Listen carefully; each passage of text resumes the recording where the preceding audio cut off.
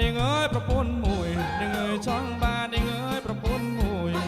ចង់បាននាងអើយប្រពន្ធមួយនាងអើយចង់បាននាងអើយប្រពន្ធមួយ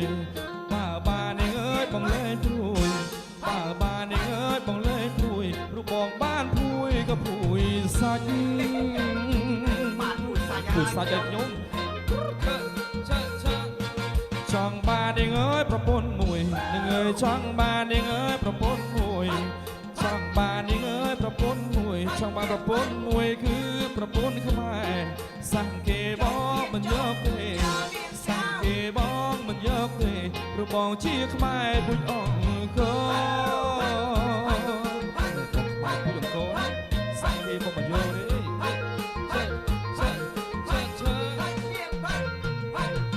ហាអេគួយគិតនាងអើយបើមានប្រាំងមកយកប្រពន្ធម្នាក់នាងអើយមកឲ្យមើលគួយគិតនាងអើយបើមានប្រាំងមកយកប្រពន្ធម្នាក់នាងអើយមកឲ្យមើល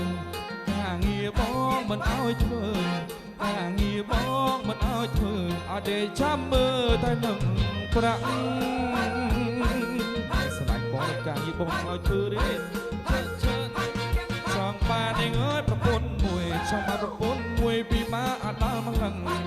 ចង់បាននាងអើយប្រពន្ធមួយចង់បានប្រពន្ធមួយពីមកអត់ដល់មកលឹងបើប្រាំងក៏មានមួយដំលឹងបើប្រាំងក៏គ្មានមួយដំលឹងមិនឲ្យដឹងធ្វើចោលយ៉ាងណា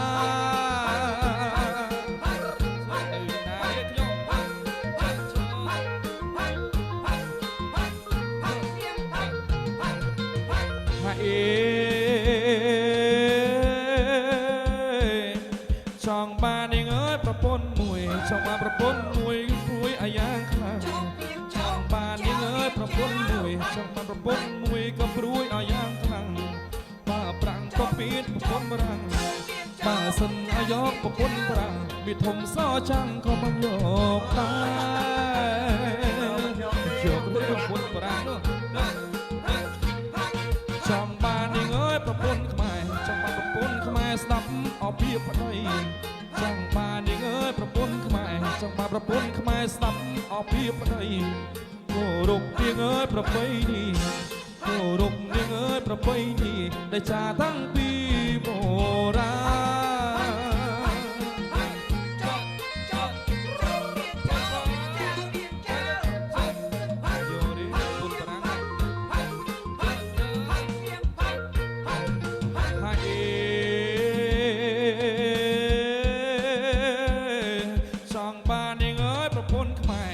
ប្រពន្ធខ្មែរស្ដាប់អភិបតី